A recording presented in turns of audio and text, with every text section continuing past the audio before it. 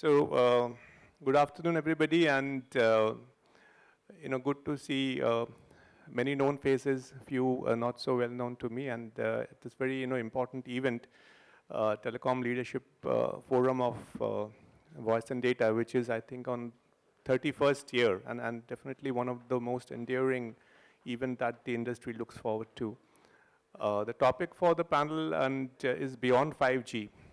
And then, of course, architecting the networks of the future. So we'll take a quick stock. And I came now and I heard Dr. Upadhyay giving a quick snapshot of the Indian telecom ecosystem in terms of 5G, some quick data points just to set before we go to beyond 5G. Based on, I actually attended a large format event yesterday, and which is also continuing today, in which different union ministers were there. We had Honorable Raksha Mantri, but what's relevant here is both the IT minister as well as the telecom minister, both of them were there, and they presented the snapshot of what has happened, focused more on what has happened after 2014, but we got a good snapshot. So 5G, by and large, based on official records and data presented in the parliament, almost around 99% plus districts have been covered, which may mean a lot of things, which may mean not a lot of things. Also, at least the districts are covered doesn't necessarily mean, the last village is also covered, but it's better than having, 50% of districts, getting covered. And of course, the number of towers, etc., keeps on changing, but close to 500,000 towers. And the two developments which is worth mentioning on this forum may have been mentioned before me, is that Vodafone Idea has started its 5G selectively. That's something which I think most of us were keenly awaiting since last 2.5 years. It couldn't happen due to reasons mostly known to all of us. Other is BSNL, not yet on 5G, but has recorded the second consecutive quarterly profit after 2007-8 financial year. And what I heard from the Honorable Telecom and Northeast Minister yesterday, that once the 4G is in a better shape, 5G will come sometime during the next 12 months or so. So we will have some more competition in the 5G beyond the two primary telecom operators or digital players in the country. So that's where we are.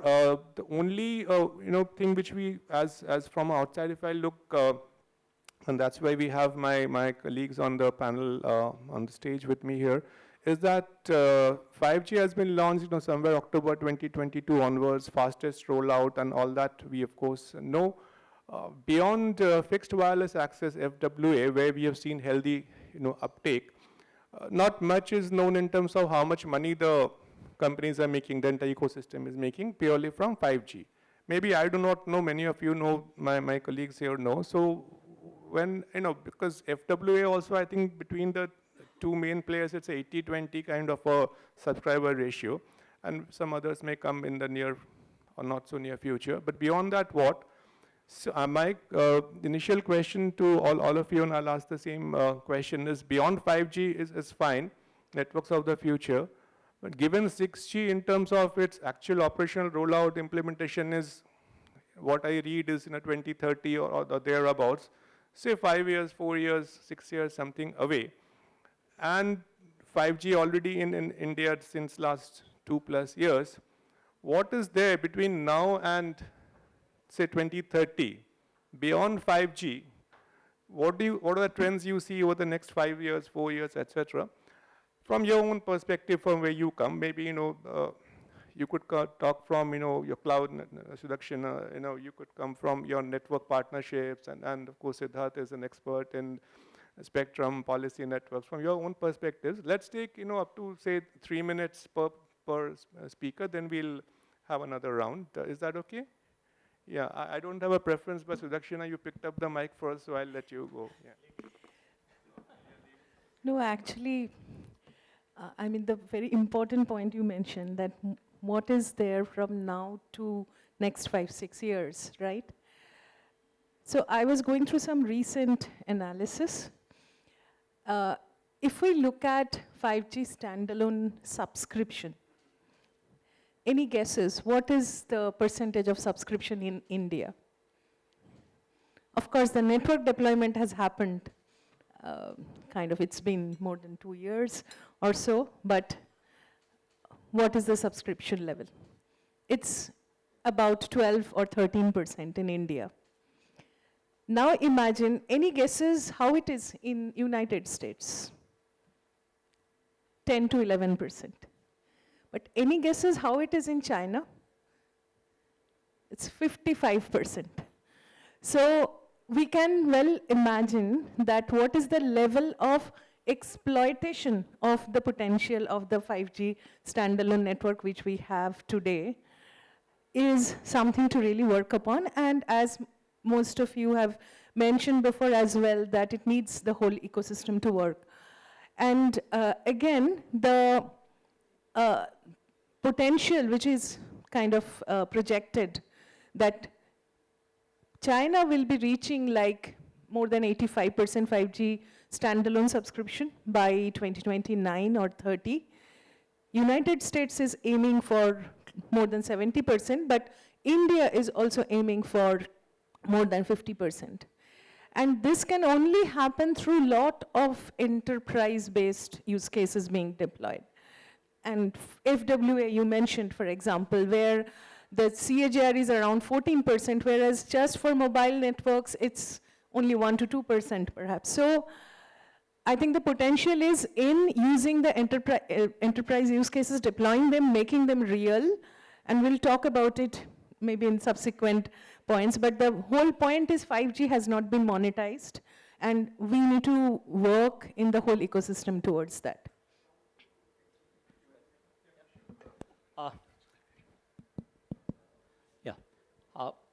Good afternoon to everybody. I think, Jaideep, you raised a very valid point that we are looking at, we are talking about beyond 5G, okay? So when we say beyond 5G, so it is not 6G, it is probably, to my preference, I will stop calling 6G, 7G, because it does suit the hardware makers, maybe.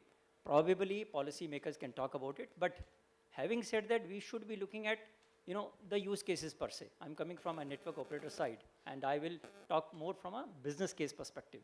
Why do we require? Okay.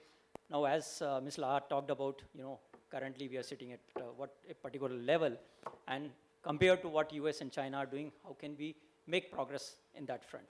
While that progress will keep on happening, because the entire ecosystem, when we look at ecosystem, I'm talking about the handsets. Handsets currently, there are hardly any handsets available which are below 10,000. So when we are launching, when we are saying 773 districts out of 779 are already covered, that means all the entire district headquarters are covered. The reason for an operator to cover only the district headquarters is because the handsets has to be there. Even if the use case is there, handsets should be there. When we started launching around 2 years back, the handset, the percentage of handset in the entire population was less, it was in single digit. And as we are speaking, it has become, more than 20-25%. But since the handsets, that entire ecosystem should grow, and then the usage will grow. If we look at the use cases, FWA is a classical use case, not in India, across the world. After that, we look at enterprise solutions in terms of saying, the standalone or a captive solution for enterprise. I think that is another thing which we should look at. But if we are seeing that we are still growing in 5G, the sites are being launched by competition, say Voda Idea and all.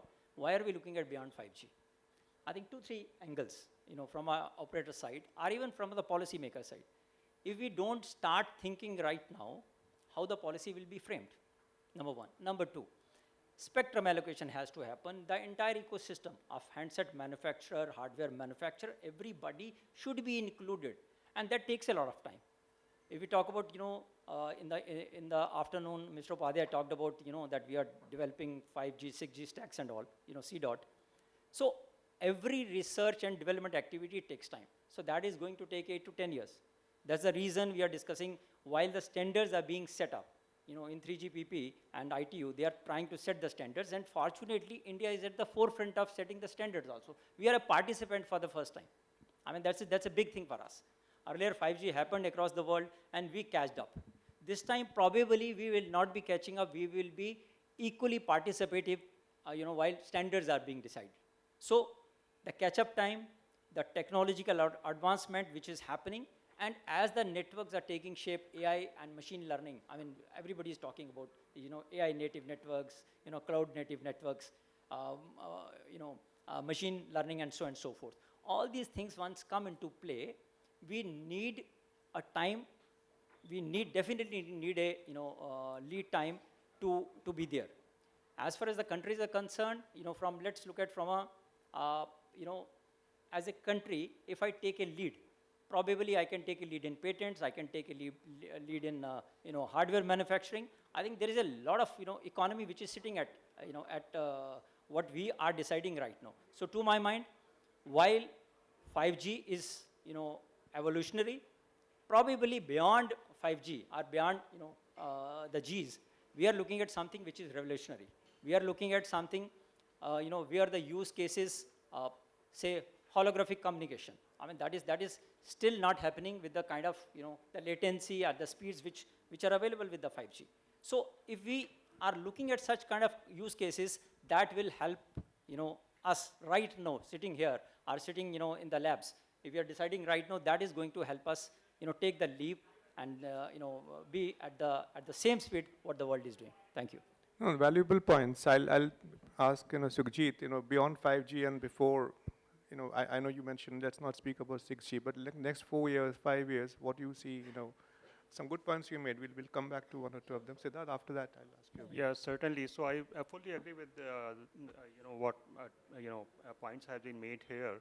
In addition to that, I mean, I look at the way the adoption has happened across worldwide, otherwise, outside India.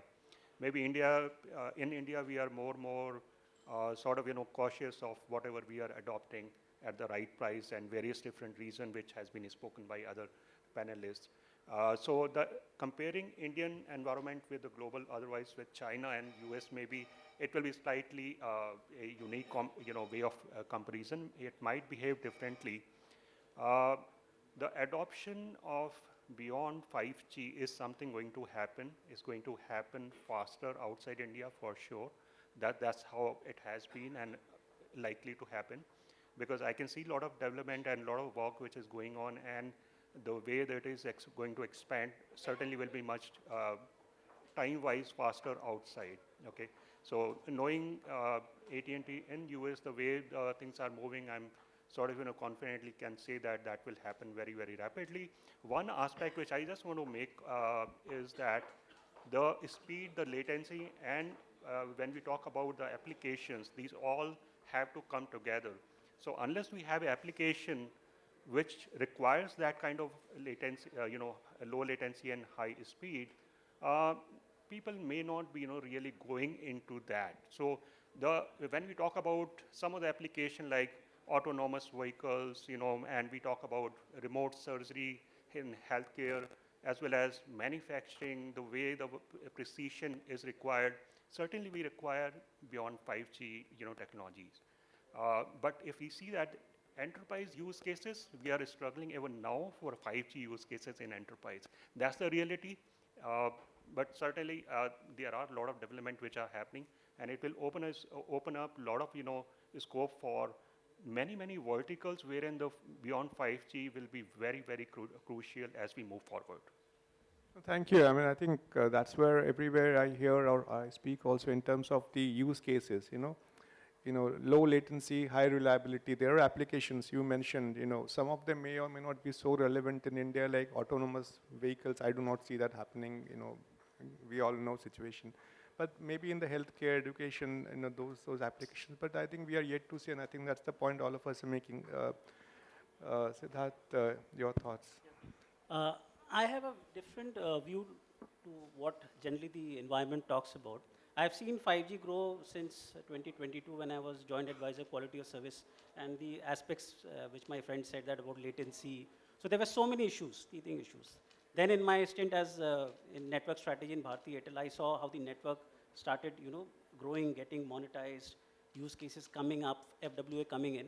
And in my present stint as in the Spectrum Group Bharat 6G Alliance, What I understand about beyond 5G is that, okay, we have proliferated 99% of the country, right? We are giving a stable and reliable enhanced mobile broadband experience.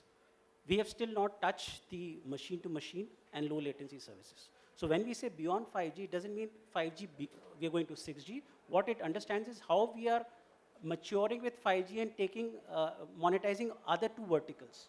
What is coming in a big way is the IoT. We'll find everywhere these applications coming in, and IoT is a big thing which will come very soon with the ecosystem. Next is the use cases, the enterprise use cases. The industry was waiting, understanding the maturity of 5G. Now, I have, in my stint in Airtel also, we used to, have multiple POCs with Industry 4.0, the manufacturers, the automobile industry, that they wanted a private 5G for their Industry 4.0, their drones and their automotive tools and simulations. We also had this digital twin with Volvo, where they want to manufacture a product, first see it in the digital domain, and then actually go with the manufacturing. So enterprise 5G is what is on the anvil. What comes next is 5.5G. When I say 5.5G, we talk of differentiated services on the slicing the RAN, slicing in the core. That means even if we are in a crowd in a stadium, I can provide my premium services, users the premium services of differentiated service that he can latch on immediately. So what is happening is now we are improving the network. The AI algorithms are coming in 5.5G. The automation is improving. With the existing 5G hardware, we are trying to optimize, include more algorithms. The fading is improving, the data rates are improving, the optimization is happening. What we see next is the last phase which I want to discuss. 5.5G is coming in very soon, maybe by the end of this year. We'll find various slicing, various premium users. Giving differentiated service is the crux, and getting some AI algorithms, improving the fading environments. That is what 5.5G will do. What is happening in 6G is we have realized that FWA in the mid-band has done decently well, but it is just a stopgap arrangement because you can't use the entire spectrum of the network for FWA. It is a stopgap between laying the fiber to green fields. What is going to come, what we have realized is that millimeter wave is not delivering the way it was supposed to. And millimeter wave FWA, even I've read articles in US, they're trying to not go gung-ho over it. In India, still trials are going on. Both the operators, Reliance and Jio, they are trying to work on how we can monetize millimeter wave. But what will come in 6G? Okay. Lower 6 gigahertz, government has decided to give it to Wi-Fi, so they are happy with it. The upper 6 gigahertz is now with IMT. That is what has been decided.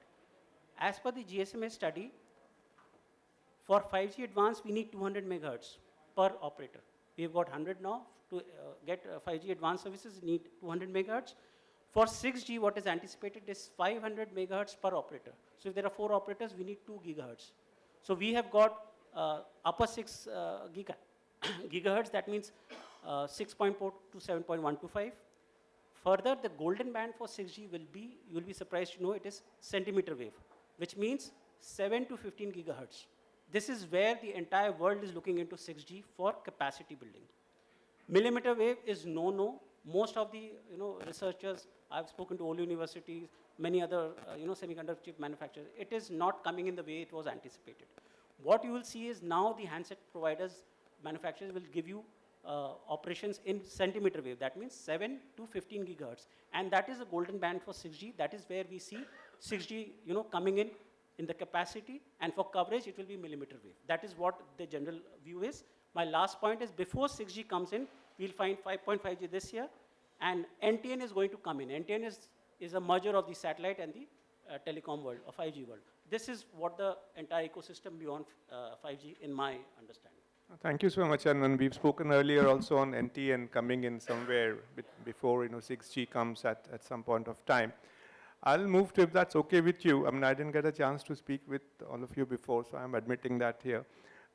It's okay to discuss some, at least with some of you on, the role of software and cloud in the network. Is it okay to discuss that? Yeah, I would think so, because I know most of you otherwise, though not in the context of today's topic. So I'll narrate a completely, small story from a different industry. And defense is the flavor in today's, world and more so in our country. So somewhere in 1939, and this is pre-World War II, the US President Roosevelt, he called a senior executive, William Knudsen, who was with General Motors, earlier with Ford, or could be with Ford, earlier with General Motors, that's a matter of detail here. He had asked him and said that I want to build the US defense manufacturing industry, and he pulled him out from his automotive company at a princely salary of $1 for annual salary, and said, you build the US defense manufacturing, and he made him the head of Office of Production for Defense of US.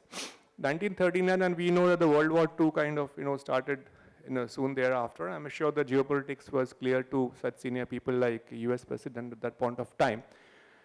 And of course, he did what he did along with senior people, mostly from automotive industry, and in about 3 years' time, from a base of 3,000 roughly airplanes, defense planes, they built about 3.5 lakhs of US aircrafts, defense aircrafts, in a span of 3.5 years. It was critical because World War II was going on there. Fast forward 18, 90 years, US defense, that time, whatever they had built, now there are primarily only 9 US defense companies. The main ones we know, Lockheed Martin and Raytheon, now called RTX, and a few more. But the growing, the one which is always being talked about and growing in the defense context of defense, is a company called Palantir Technologies. Most of you would be knowing about Palantir. It's a company which is focused on defense, and it doesn't manufacture anything. It's a software company. That and if you see their results, their US revenues are like 600 million per quarter, global revenues $900 million per quarter. Not a very old company, but that's what it is. So the role of software in defense is also now, our AI has gone up, which is much beyond the physical way of warfare. Coming to that, we have seen telecom networks also, from being a pure, hardware play when most of us started our career. Now it's often, more of a software-defined, software-led, and an AI-enabled kind of network of virtualization, etc. How do you see these trends? I'll start with maybe Sukhjit, if you can start, and then Sudakshina. In terms of the trends that you see in the coming future, or even now. Go ahead, please. I hope the question, my question was reasonably. Yeah, I made a long story just to tell that that's how world has changed. So it's not only manufacturing, the warfare, we have seen the fair bit of warfare going on in the world. There's a lot of this is cyber linked and software defined and AI enabled, and not only guns and bullets. So that's how the world has changed. Similarly, bringing back to where we are in the telecom networks. Please go ahead. Sure, Jaideep. So let me attempt to try to answer what you basically wanted to know. We all have industry in the industry, and we know that what has happened in the past. Looking from the way the networking and the telecom in itself was, it has been always a very capital intensive industry, as well as the way the technology has grown. We have seen why it was capital intensive. The software is one thing which is helping us now to see that how we can do the optimization by various means. For example, like the software defined approach, the virtualization part, moving into the more deeper utilizing the AI technology now and using automation. So automation, AI, normally people use it together, but it's a very different domain in itself. So if we see that all these aspects, these technology which are coming in, which has started taking prominence in terms of industry utilization, I would say almost more than a decade by now, 2020, 2013 somewhere. And most of the telecom providers and in the networking industry, everybody started moving towards looking at, rather than selling the proprietary boxes and utilizing in the network in their cores, moving to the software, and virtualization approach. That is something which, what you example picked from the aircraft industry certainly is has, helped quite a lot in telecom industry for sure. It's going to basically get the pace now. It's something which I feel is right now, even now, there's a lot of things which needs to be done in next decade. And that will happen with the help of AI. We have been utilizing the virtualization and software-defined orchestration.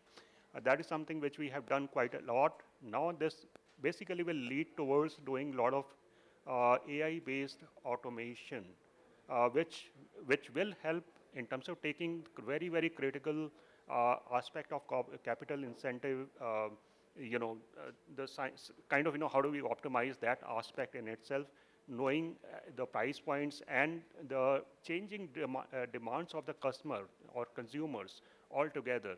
Enterprises requirements, if we see today, these are something which are changing very, very fast because their industry is changing. They need those changes to happen in real time. And that is something which are going to, certainly be a very critical part in the industry. And I can right now see that it's across, from my organization perspective, I can see the virtualization, software-defined, and AI automation. We have more than 5,000 people who are basically working on different initiatives with respect to the basically the data science aspect as well as the AI automation. And virtualization has been, we have been doing it from 2012 onward, starting from there, and actual deployment starting from 2015, 16 somewhere. And globally right now it's expanded pretty much, something which we can see in real deployments in an industry. I can talk about how it's helping customer, but depends on the time available here. No, it's good. You said, so many 5,000 people working globally, and it started almost, a decade ago. And yeah, I mean, the reason I gave the example of US defense is because, it's not only a hardware game anymore, and which is not only in telecom, but elsewhere. Sudakshina, your points. Yeah, so, I work for Ericsson Global Services and cloud software. Now, if I have to link it with or extend, from what Sukhjit mentioned, it is actually all about now software and AI, and more especially Gen AI also. And we must have heard about the terminology autonomous networks, autonomous operations. So ultimately the way 5G++ would work is that we have now deployed RAN, core network, transport, we have all the infrastructure, but how we take the services to the end customer, right? That customer experience would become very, very important. And for that to happen, it's very, very important that network is completely programmable, completely flexible. In order for us to deploy a network service, earlier it used to take maybe months, if not more, at least many weeks and months. But now the same, through automation, through AI, and through flexible programmable network, because of the cloud native environment as well, it all can be done just in a couple of hours. So if I give an example, like, there is a new terminology called intent-based network. So I can simply define my business intent that, okay, we are going to hold Kumbh Mela, and there I need, for certain pockets of VIP pockets, just for example, this kind of quality of service. So I will create a network slice, and that creation of network slice is nothing but a configurable software element. Just somebody needs to enter the configuration in 3 lines. And automatically, there will be a huge amount of resource orchestration, network orchestration, all driven through automation and AI, to configure the whole network, to manage the quality of service, and to make sure all resource allocations happen for the network to reach the intended configuration and manage it dynamically. So this is only possible if everything is software and automation and AI driven. So this is just one example. Absolutely, you're saying, the deployment timelines come down from, days, weeks to, maybe hours, and of course, customer experience, both of you spoke, not getting into details here. From your perspective, Airtel's perspective, especially to do many of these things, or most of these things, all the capabilities are not within Airtel, So how is, how are you seeing it, especially since you had the network partnerships also? If you could share some glimpse. So I think I'll give an example just to bring the interest of the people that's sitting at the back, back in the discussion. I think you must have seen a lot of advertisement during the IPL times where we are talking about AI, where we are trying to help the customer. I'm coming from a customer experience perspective. So we are trying to stop that cyber attacks or the phishing attacks. I mean, that is the kind of AI, the use of AI we have already done just to pinpoint that these are the calls. And if you see, if you're using, most of you must be using Airtel, and you can see that once the ring is coming, it says spam. So while that capability we have developed, and then that gets upgraded after 1 hour or so. But the point which I wanted to talk about is that the networks of future are going to be AI native, as others said also. Now, what are the other things which are going to change? Currently we are looking at, say, centralized core. Right now, when we are designing the network, it is centralized core. And if you look at edge compute, that is there, they're sitting separately. Now, this is going to be in continuum now. Now, going forward, this is going to be continuum. Similarly, AI, ML, while we are saying it's a layer sitting on the top of it, no, this will be part of the network design as such. This cannot sit across, because there are, lakhs and crores of IoT devices which are going to sit in the network. So, from architecture perspective, it has to be zero touch, which is self-healing network, self-optimizing software design network. I think all those things are given. I mean, that is going to happen. Now, what we are looking at is, currently in a 5G perspective, we are looking at a slicing of network, but that is very static slice. So, beyond 5G and 6G and onwards, we are looking at hyper-localization through dynamic slicing. So, all those kind of things are possible. And when I'm saying these possible from a partnership perspective, we are not alone in this game. The standards are being decided along with the industry leaders across the world. We are, as Sidharth said, 6G Group Alliance, we are looking at the standards which are being set, and we are looking at all the industry best practices, what people are doing. So, sitting in the industry as a telecom industry, I cannot do on my own. We need to depend on the world best practices, and whatever is the best for the consumer in India, we will try to bring it. Thank you. Absolutely, valid points. You cannot do it. Nothing is being done nowadays, alone. It's always through partnerships. That's how it is. Now, I was tempted to ask Sidharth about 6G because he's in the Bharat 6G Alliance. But most of you dismiss 6G, saying 5 points, 5G, then NTN, then 6G, bahut aage hai, etc. So I wasn't. But maybe we'll leave about 5 minutes for the audience interaction. So 2 minutes. I just want to end this story. He started the story with a defense example. And I, being an army veteran and served the country for 24 years in Corps of Signals, which deals in telecom and IT. And somewhere in 2014-15, we had this concept of network-centric warfare and talking about the shooter to sensor grids and swarm drones getting into it. And that time we started getting into this network-centric warfare, and the fruits of which you are seeing in Ops Sindoor, which you have seen, where the radars are, they are sensing the enemy aircraft, enemy flying objects, and connecting it to our shooters to enable and take a decision which incorporates AI. And this swarm of drones, when I used to hear 10 years ago when we were planning these networks, we really thought, will it be a possibility? But now, last 2-3 years, and with Ops Sindoor here, and I'm very happy and proud to be part of that organization, and I should thank DRDO and other organizations which developed this Akash Tir, and it's a totally indigenous system. And we have this legacy, AD guns, which were upgraded, a tinge of AI added to it to fire at these drones which were like small moving aircrafts. So what I'm trying to say, this is how the telecom learns. Defense gives you some examples of how to handle it. Something like ducting, which in defense we used to use for a constructive way. I find ducting is a irritation in the telecom world. So you learn from defense, like ARPANET brought internet. What we did in network-centric warfare in the defense networks, a lot can be understood from there and put it in the telecom real world, where customer experience and customer service is of prime importance. That is what my story here. No, thank you very much. You know, I think most of us knew your background, and then I actually spoke a lot about defense. I happened to hear the three chiefs of the armed forces, Navy, Air Force, and the Army yesterday, and the Defense Secretary and Chairman DRDO yesterday. So it's very fresh in the mind in terms of some of the things which you said, but I am no expert on defense technology, so I'll stop here. We'll let a couple of questions, if there are any, or points. Yes, sir, go ahead. Yeah. Is there a mic coming to the gentleman there?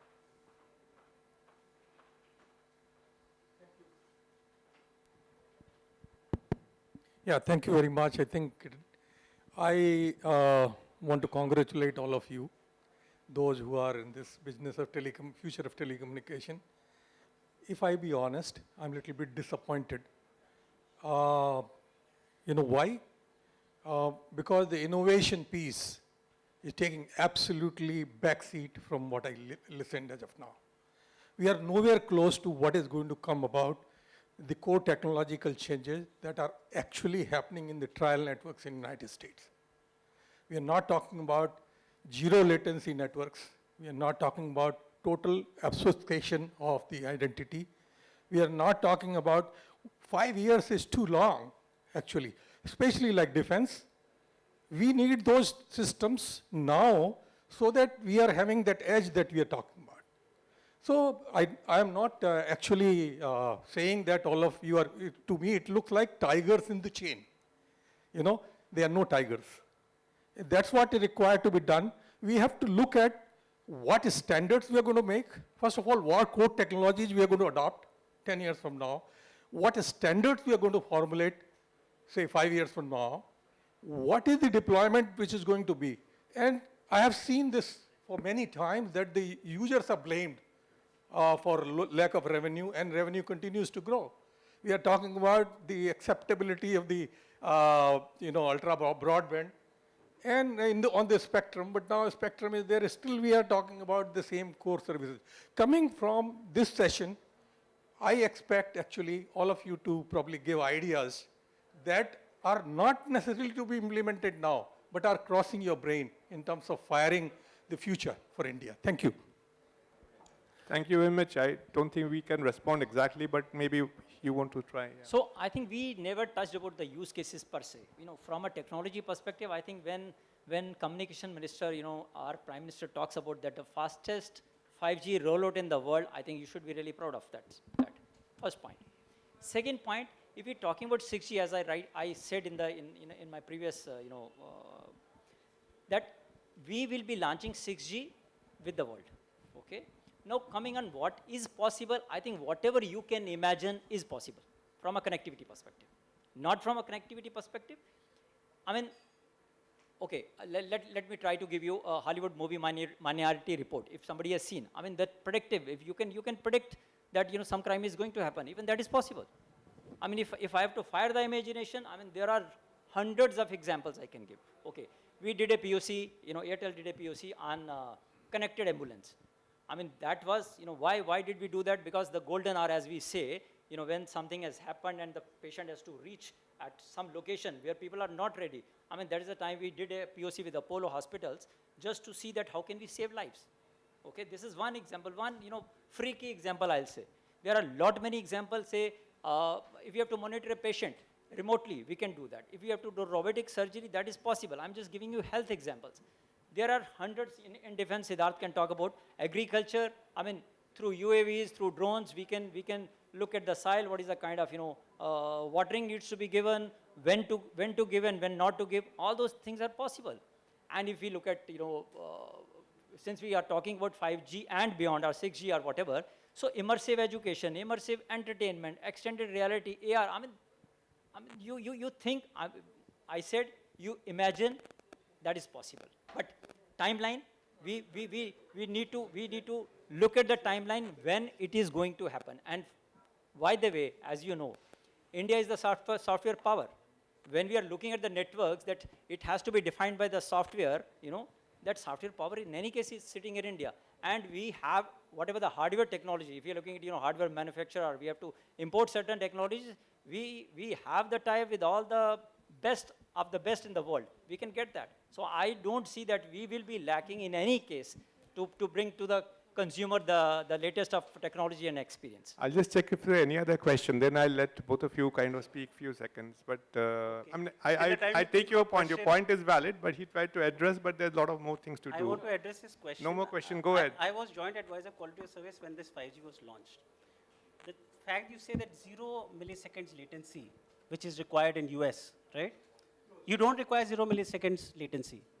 And the population of, say, Germany or US is a population of UP or Bihar. You just understand the quantum of service providers we provide and the time we have taken to launch the network, install and launch in 3 years. The network is building up, maturing. So never, it's a comparison between Apple and, what should I say? So what I'm trying to say, we can't compare. Ours is a unique system and we are doing very well. The quality of service is quite decent and it is improving. That is what my say in this.